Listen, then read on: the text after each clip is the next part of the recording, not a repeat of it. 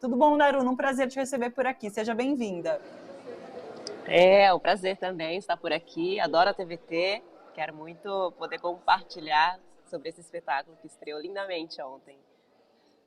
Conta pra gente, eu quero saber sobre o espetáculo e como foi essa estreia, mas conta sobre o espetáculo antes. Tá. O espetáculo é do Grupo Clariô de Teatro, é um grupo tradicional já de São Paulo, já tem 18 anos.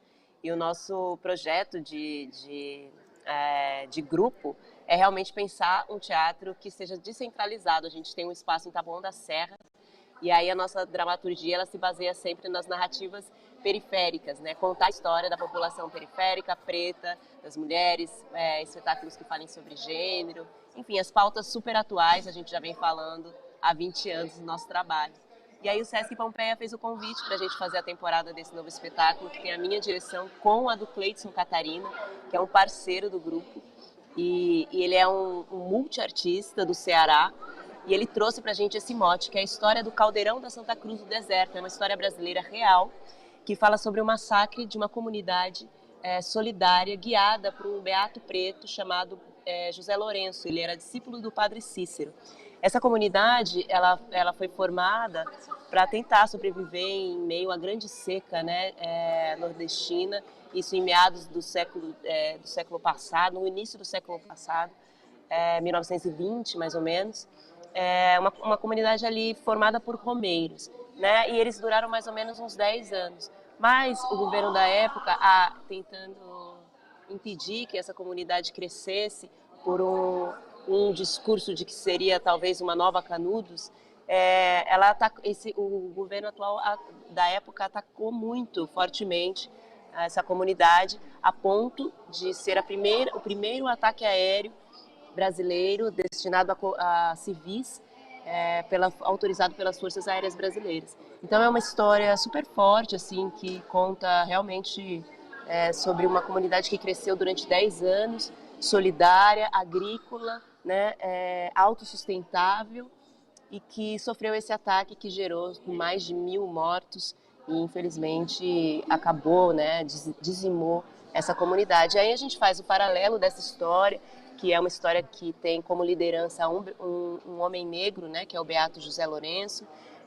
e também a gente faz o paralelo com a história da beata Maria de Araújo, que foi a grande responsável pelos milagres na região do Juazeiro, do Cariri, que é onde se passa essa história, e que foi também, ela teve a sua história apagada, por racismo mesmo. Então, como ela foi responsável pelo primeiro milagre que aconteceu naquela região, a hóstia que ela recebeu do padre Cícero virou sangue na boca dela, e ela foi muito oprimida pelos bispos da época, e ela foi tão oprimida, assim, o milagre foi tentado de todas as formas ser retirado do nome dela, né?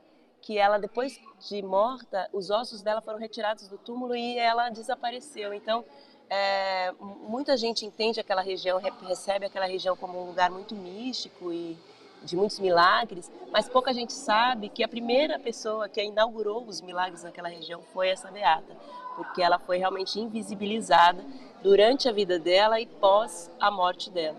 E aí a gente faz o paralelo dele com ela e as periferias de São Paulo, tentando trazer também as questões de invisibilização, de genocídio dessa população que é preta e pobre. E a gente vai tentando dialogar, né, com uma história que fica paralela entre uma comunidade de boi-bumbá na periferia de São Paulo e essa comunidade de romeiros, e contando toda a trajetória dessa comunidade que pouca gente conhece. Naruna, esse paralelo que vocês fazem em relação à periferia é também porque o Grupo Clariô é cria das periferias, né? Então tem muito da vivência dos atores, de quem participa do grupo com a peça também. Sim, com certeza. O grupo é todo preto hoje, né?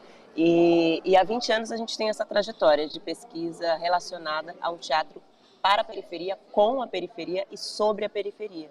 Então, todas essas questões, né, relacionadas a essa geografia de uma população que foi espremida, né, e retirada dos acessos ao que o centro tem, por exemplo, a gente coloca nas nossas peças, em todos os nossos espetáculos.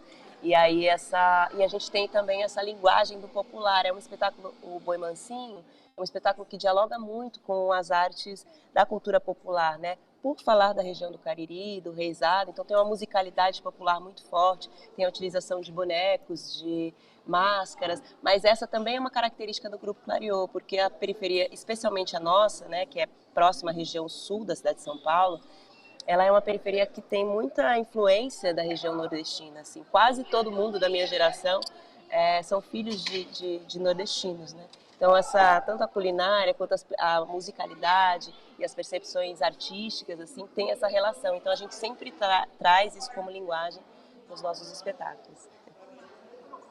Só para fechar, esse nome, Boi Mansinho é um cortejo, é isso? E é esse fio da narrativa de vocês? É, mais ou menos. O Boi Mansinho foi um boi realmente que foi herdado do Padre Cícero para essa comunidade, a comunidade da Santa Cruz. E aí foi o símbolo das primeiras violências que essa comunidade sofreu, porque todo mundo da comunidade, por ser um boi muito manso, batizou ele de Boi Mansinho e tinham ele com muito afeto, né? Tinham muito afeto por esse boi. E aí, para tentar oprimir essa comunidade, as primeiras tentativas de opressão foi dizer que essa comunidade estava adorando um animal. E aí esse animal foi atacado, eles mataram esse boi, prenderam o Beato Lourenço e cozinharam o boi. Foi uma ação muito violenta, assim, cozinharam o boi e deixaram o Beato dias passando fome, e aí ofereceram o boi para o Beato, que não comeu, obviamente, e para toda essa comunidade. Então ele é um elemento muito simbólico, assim, desse início dessa violência. Era um boi preto também, um boi zebu. Então a gente utiliza ele e a ideia desse boi como relacionando aos cortejos de bois bumbás, que também são muito fortes em São Paulo, por essa geração nordestina, né, que trouxe essa linguagem para cá.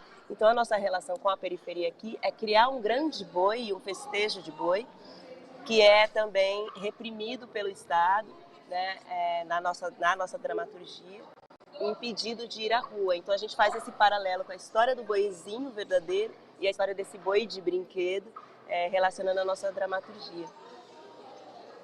Perfeito. Olha só, pessoal, as sessões, deixa eu pegar aqui, sessões de quarta a sábado às 8h30 da noite, domingo às 5h30 da tarde. Isso até, bom, eu não tenho, vai até quando? Conta pra gente, Narune, já faz o convite para as pessoas irem a acompanhar o espetáculo. Sim, convido a todos para virem aqui. A gente começa o nosso espetáculo com um jongo, uma dança maravilhosa. É um espetáculo que fala de questões muito difíceis e duras, mas a gente coloca tudo de forma muito poética, bonita, musical, festiva. É uma grande celebração. Então todos estão convidados, todos, todas e todos. E a gente vai até o dia 11 de junho em cartaz, de quarta a sábado às 20h30 e aos domingos, e um feriado, que eu acho que é numa quinta-feira, às 17h30. Venham! Perfeito, perfeito. Então é importante a gente passar a conhecer episódios da nossa história, né, como esse que vocês trazem nesse espetáculo. Então, é conhecimento, é cultura, todo mundo é convidado para assistir o espetáculo no Sesc Pompeia. Naruna, parabéns, um beijo para você e sucesso na peça. Gratidão imensa, um abraço, gente.